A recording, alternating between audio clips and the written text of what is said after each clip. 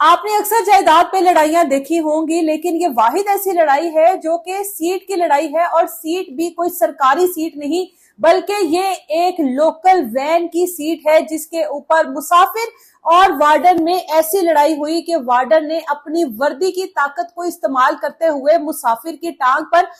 چلا دی۔ یہ مسافر شیخو پورہ کا رہنے والا ہے اور صبح سویرے اپنی ملازمت کی وجہ سے گھر سے نکلا اور روٹین کے مطابق وین پر بیٹھ گیا۔ اس مسافر کی بدقسمتی یہ ہے کہ یہ ایک ایسی سیٹ پر بیٹھا جو شاید وارڈن کے لیے فکس کر دی گئی ہے، اور اس سیٹ کے اوپر وارڈن کا نام لکھ دیا گیا ہے۔ کنڈکٹر جو ہے وارڈن کو لے کر آ رہا ہے جیسے کسی شاہی مہمان کو لایا جا رہا ہے۔ ساتھ ہی آ کر مسافر کو کہا جاتا ہے یہاں سے اٹھو، یہاں پر ان صاحب نے تشریف رکھنی ہے، جس پر مسافر کہتا ہے کہ دوسری کسی سیٹ پر بیٹھ جائے، سامنے والی سیٹ پر بیٹھ جائے، میں پہلے سے آیا ہوا ہوں، اگر میں بیٹھ گیا ہوں تو کون سی قیامت آ گئی۔ لیکن بات یہاں پر ختم نہیں ہوئی۔ ٹریفک وارڈن کو یہ بات دل پر جا لگی اور فوری طور پر رنج و غصے کا اظہار کیا اور شدید برہمی کا اظہار کیا۔ اس کے بعد گالم گلوچ، تلخ کلامی، کٹائی اس حد تک بڑھ گئی کہ اس مسافر کو گھسیٹتے ہوئے وین سے نکالا گیا، اور ٹریفک وارڈن نے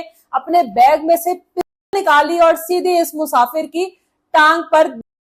اب یہ مسافر وہاں پر زخمی حالت میں کھڑا تھا، لیکن کیا ہوا، وہ تو ایک مسافر ہے، اس کے اوپر کون سی کوئی وردی ہے، اس کے پاس کون سی کوئی طاقت ہے، ایک مسافر ہی تو ہے، ایک عام شہری ہی تو ہے، اگر ملازمت کے لیے نکلا ہے تو کون سا کسی کے اوپر کوئی احسان کر رہا ہے۔ احسان تو یہ ٹریفک وارڈن صاحب کر رہے ہیں اپنی ڈیوٹی پر جانے کے لیے، وردی میں موجود تھے اور اس طرح سے برہمی ایک سیٹ کے اوپر۔ اس سے پہلے ہم لوگوں نے اس سیٹ کی بہت لڑائیاں دیکھی، آپ لوگوں نے ساس بہو میں بھی یہ سیٹ کی لڑائی دیکھی ہوگی۔ جب بیٹا گاڑی چلا رہا ہو تو بیٹا کوشش کرتا ہے کہ میری ماں میرے ساتھ فرنٹ سیٹ پر بیٹھ جائے، لیکن اس بات پر بہو برہمی کا اظہار کرتی ہے، بیوی برہمی کا اظہار کرتی ہے کہ یہ میری سیٹ تھی۔ لیکن ایسی سیٹ کی لڑائی کہ جس کے اوپر گولیاں چل جائیں، یہ ہم لوگوں نے پہلی بار سنا۔ مسافر جو ہے وہ اس ٹائم ہسپتال میں زیر علاج ہے، اور اس کا کہنا ہے کہ مجھے قانون پر اور مجھے اداروں پر مکمل بھروسہ ہے، میں ان کے اوپر مکمل بھروسہ کر کے جو بھی قانونی کارروائی ہے وہ اینڈ تک